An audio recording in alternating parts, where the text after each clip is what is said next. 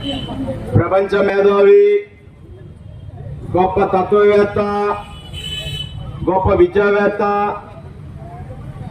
దేశమే గర్వతగ్గటువంటి భారత జాతి ముద్దుబిడ్డ డాక్టర్ బిఆర్ అంబేద్కర్ గారి యొక్క 134వ జయంతి సందర్భంగా ఈనాడు వారికి ఘనమైన నివాళులు అర్పించే కార్యక్రమంలో నన్ను భాగస్వాములు చేసి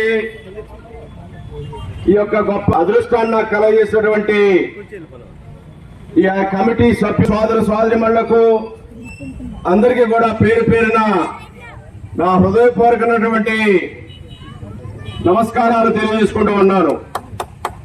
మరి ఈనాడు వారికి ఘనమైన నివాళులు అర్పించుకుంటూ ఉన్నాం.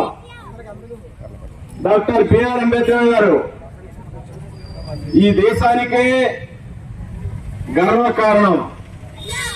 ప్రపంచంలోనే అతిపెద్ద ప్రజాస్వామ్య దేశమైనటువంటి మన భారతదేశానికి ఒక గొప్ప రాజ్యాంగాన్ని అందించినటువంటి మహిమాన్వితమైన మహనీయమైన వ్యక్తి డాక్టర్ బిఆర్ అంబేద్కర్ గారు. వారు చూపించిన మార్గం నేటికి ఆచరణీయం. వారి అడుగుజాడలో వారి మార్గదర్శకత్వం దగ్గర స్వాతంత్ర ఫలాలు అందుకోవడానికి దగ్గరగా ఉన్న ఈ రోజుల్లో ఎప్పటికీ కూడా వారు అందించిన రాజ్యాంగం చెక్కు చెదరకుండా మనందరికీ కూడా శ్రీరామ రక్షలా, భారతదేశానికి ఒక దిక్సూచిలా ఈనాడు అన్ని మతాలు, కులాలు, జాతులు, భాషలు, సంస్కృతులు, ప్రాంతాలు భిన్నత్వంలో ఏకత్వం సాధిస్తూ స్వేచ్ఛ, సమానత్వం, సౌభాతృత్వం ప్రాతిపదికన ఆయన అందించిన రాజ్యాంగం నేటికి కూడా మనకి శ్రీరామ రక్షలో అందరినీ కాపాడుతూ ఉందనే విషయాన్ని సగౌరవంగా ఈ జయంతి సందర్భంగా నేను తెలియజేసుకుంటూ ఉన్నాను. మనందరం కూడా ఆయన ఆశయ సాధనకు పునరంకితం అవ్వాలి. రాజ్యాంగాన్ని అందరూ గౌరవించాలి.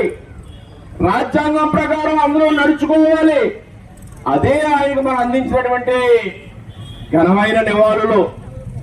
రాజ్యాంగాన్ని కాదని నడిచినప్పుడు, రాజ్యాంగాన్ని కాదని పాలకులు పక్కదారి పట్టినప్పుడు ఫలితాలు ఏ విధంగా ఉంటాయనేది మనం చూసాం. రాజ్యాంగ ప్రకారం పాలన చేయకుండా సొంత రాజ్యాంగాన్ని ఏర్పాటు చేసుకుని పాలన చేస్తే ఏ విధంగా ఉంటుందనేది ఈ ప్రజాస్వామ్య దేశంలో రాజ్యాంగం ఏ విధమైన ప్రజలు తీర్పిస్తారో రాజ్యాంగాన్ని కట్టుబడి మొన్న జరిగిన స్థాన ఎన్నికల్లో, జనరల్ ఎన్నికల్లో మనం చూడటం జరిగింది. అదే రాజ్యాంగం యొక్క గొప్పతనం. అంబేద్కర్ గారు కల్పించినటువంటి మన ఓటు హక్కు యొక్క విలువను కూడా ఈ సందర్భంగా నేను మీకు తెలియజేస్తా ఉన్నాను. ఆ ఓటుని సక్రమంగా ప్రజాస్వామ్యం కోసం వినియోగించినప్పుడు, పాలకులు ఆ ఓటు విలువ తెలిసి నడిచినప్పుడు దేశం ముందడుగు వేస్తుంది, ప్రజలు అభివృద్ధి చెందారు, అందరూ బాగుంటారు.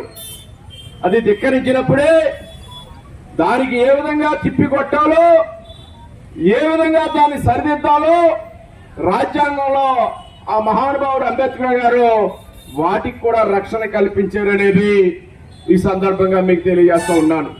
వారి విగ్రహాలకి, జయంతులకి, వర్ధంతులకి ఘనమైన నివాళులు అర్పించడమే కాకుండా మనందరం కూడా ఆయన ఆశయ సాధనకు, ఆయన ఏ విధంగా ఈ దేశం ఉండాలని కోరుకున్నారు, ప్రజలు ఏ విధంగా ఉండాలని కోరుకున్నారు, దానిని కూడా దృష్టిలో పెట్టుకుని మనం నడవాలని ఈ సందర్భంగా కోరుకుంటూ, మరి కొన్ని విషయాల్లో అంటే రాజకీయంగా మాట్లాడకూడదు, కానీ సందర్భం వచ్చినప్పుడు మాట్లాడుకుందాం.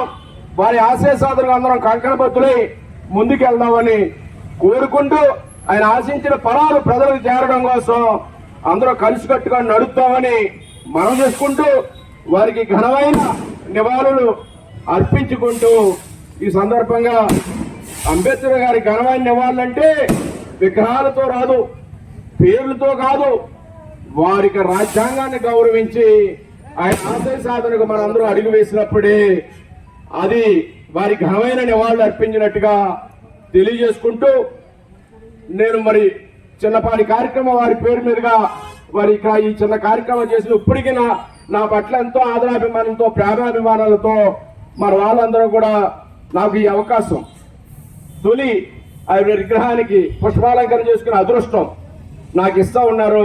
దానికి సర్వదా నేను మీ కృతజ్ఞుడై ఉంటానని మనవి చేసుకుంటూ ఇంకా కొన్ని కార్యక్రమాలు ముందుకెళ్ళాలి. నాకు ఇంకా ఎస్సీ కమిటీ అల్లుడు పెద్దది నిర్మాణం చేయాలి కొత్తపేట ప్రాంతంలో అనేది ఒక అభిప్రాయం ఉంది. దాన్ని కూడా ముందుకు తీసుకెళ్ళడం కోసం అందరూ కలిసి వెళ్దామని స్థలం కోసం అన్వేషిస్తా ఉన్నాం. స్థలం పెద్దది కట్టాలి, చిన్నది కాకుండా అనేది దాని మీద కూడా దృష్టి పెట్టి ముందుకెళ్దామని ఈ సందర్భంగా తెలియజేసుకుంటూ నాకు ఈ అవకాశం ఇచ్చేందుకు ధన్యవాదాలు.